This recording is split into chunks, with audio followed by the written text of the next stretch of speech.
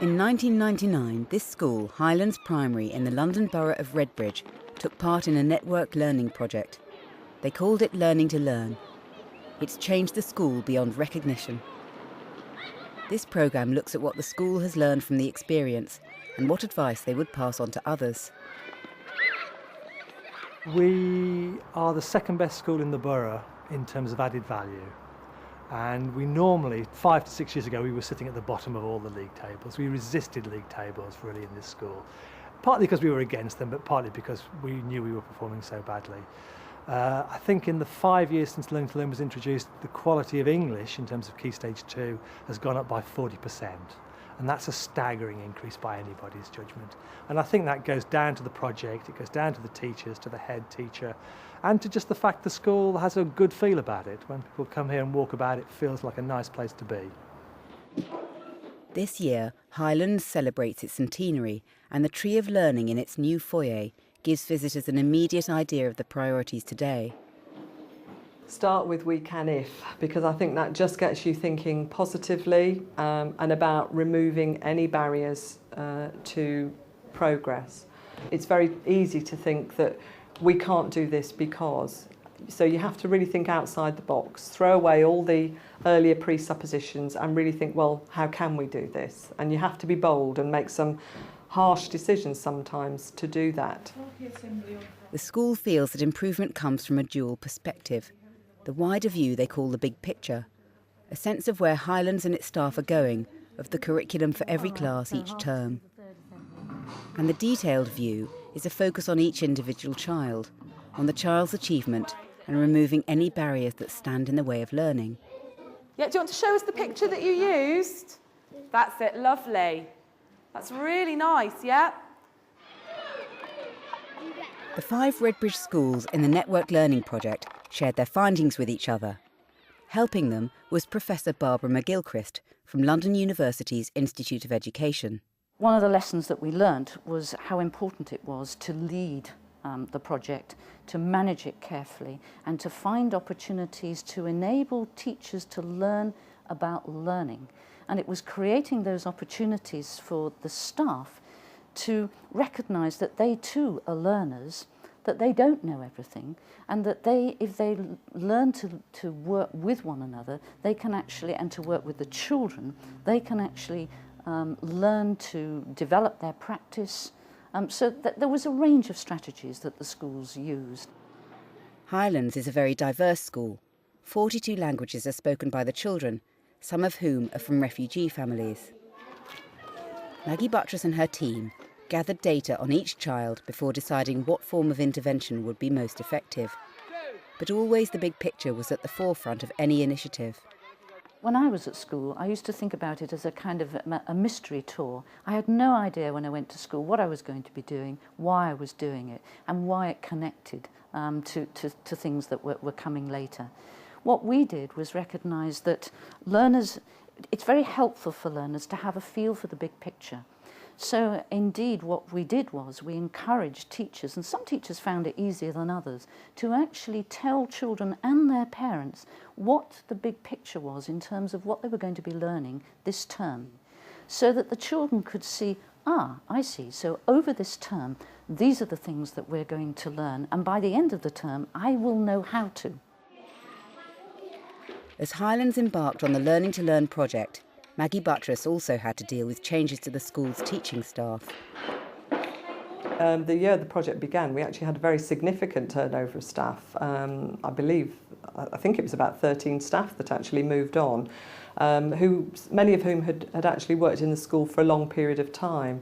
And from our point of view, that was something that was quite challenging to manage. And indeed, yes, there were some teachers who voted with their feet and left. But if you are trying to develop a learning culture and a can-do culture in the school, then I'm afraid if people aren't prepared to buy into that, then they have to decide whether or not, they're prepared to stay. So have we had a successful lesson? Yeah. Excellent, well done, very, very good. And I think the thing that was really challenging perhaps for some teachers was passing the agenda over to the children more and getting feedback on the learning. Sometimes that wasn't what teachers wanted to hear. And obviously teachers historically have had the more traditional teacher-pupil relationship and the power bases that are involved in that. And some of that is difficult to give up if that is the teaching style that you've been used to employing. It's running as normal. That's no. So how important was it to involve the school's non-teaching staff in the project? From a governing body point of view, we've been really committed to ensuring that those staff, caretakers, the people who clean the school, classroom assistants particularly, are totally integrated into the school. Communication is definitely the biggest benefit all round, because a well-communicated school and part of a good team. Everyone sees the big picture. It's it's great for everybody. A pivotal non-teaching member of the Highlands team is Angela Sparks, the data manager. It's her data and analyses that help the school to know where it stands and what help is needed by individual children. The management team use the analyses to look at whole school issues and year group issues, to see who's making progress, where resources might need to be particularly diverted to. Individual year group leaders use that to get an overview of the situation in their year group, and class teachers use it to see where the children are in their own particular class. A crucial lesson learned is the importance of parents and their role in the learning community. The first thing was to let the parents know about the project and that it was happening, and those sorts of things happened via newsletters and parents' evenings, because we were still learning about what we were doing. But once we'd become confident with what we were doing, we then held a parents' evening to explain to the parents the differences that it was making to practice in class and what they might be noticing about the things that their child came home and said. And questions that they may ask their children, so not about what they'd done in school, but about what they'd learned in school. Before, I didn't know what was happening with the children. My child comes home, I didn't know what was going on with him. I couldn't help him with his homework, but after this Learning to Learn project came, I was more aware of what was happening with them. And then it went to another level in the sense that a family learning programme was developed initially by Ian, who was deputy at the time. But then that's been taken over by other staff as he has moved on. And that's a literacy and numeracy focus and how you can help your child to develop their skills in those areas. And many parents have become involved in that and taken their interests forward, and indeed some of them have ended up working in the school as a result, so it's been very positive for us too. They're involved in family literacy, and I've actually done the literacy and the numeracy with my son Asil, and I think that is a fantastic way for a parent to come in and to actually find out how they actually do teach, because it's so different to how I was taught. It really opens your eyes, and it helps you give, especially at this moment, where it helps you give a good foundation start to your children. It's not about a package. I think that's the slight health warning that I would want to give. We very much took the approach that we cherry-picked certain things that were for us and other things that weren't. So, for example, in terms of the learning environment, while perhaps schools, if they've gone down the accelerated learning route, might choose to just have very much learning focused displays within their classrooms, and it's perhaps teacher generated work.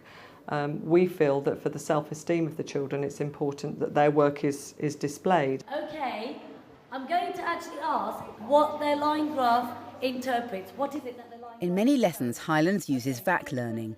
VAK stands for Visual, Auditory and Kinesthetic, in which the children not only see and hear, but also handle their learning experiences. Today's numeracy features a human line graph. It's all part of the Learning to Learn ethos. But how has Learning to Learn changed teaching at Highlands?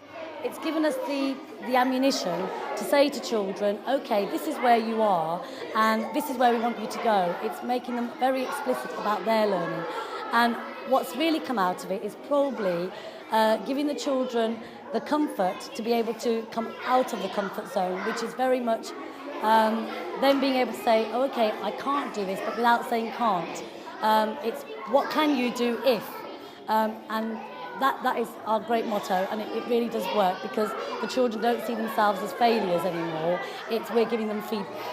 The way we learn at school, we have two things called a WILF, which represents what the teacher is looking for, and we have a WALT, which is the aim for that lesson. WALT is basically we are learning too, is what it stands for.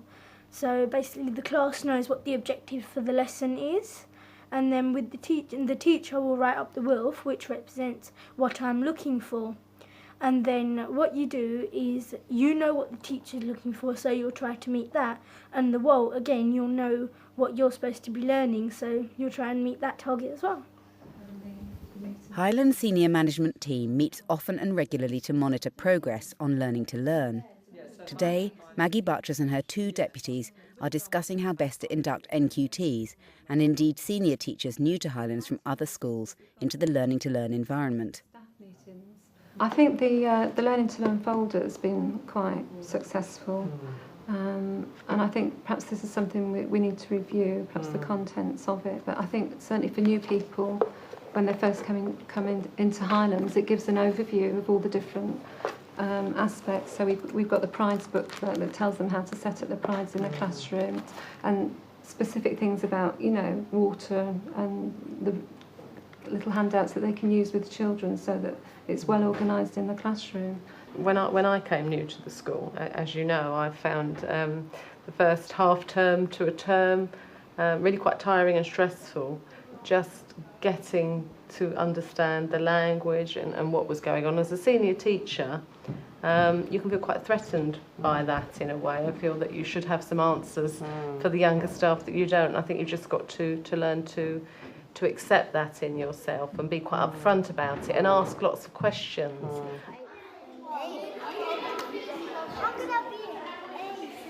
You are learning all the time, and learning means you will encounter difficulty, and when you encounter that difficulty, then you have to accept that this is difficult for us, it's because we're learning something new, and we won't be failing, we'll be learning. There is no failure, there's only feedback is really what we're trying to develop.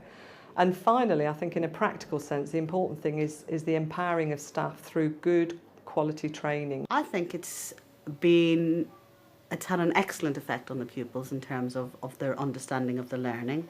I don't know for specific facts and figures, but I feel sure it's had an impact on achievement. And it certainly has helped the school feel like a very real learning community right from the very start, and I noticed it right from nursery upwards throughout the school.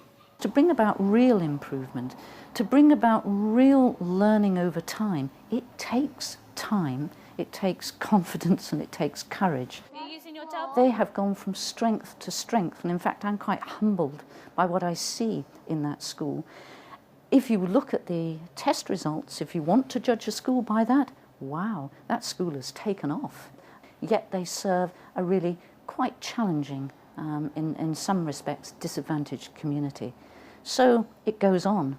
It's taken us back, many of us that are longer in the tooth as far as teaching is concerned, to where and why we came into teaching. It's about looking at the child holistically, it's about focusing on the learning, it's about learning more about your teaching.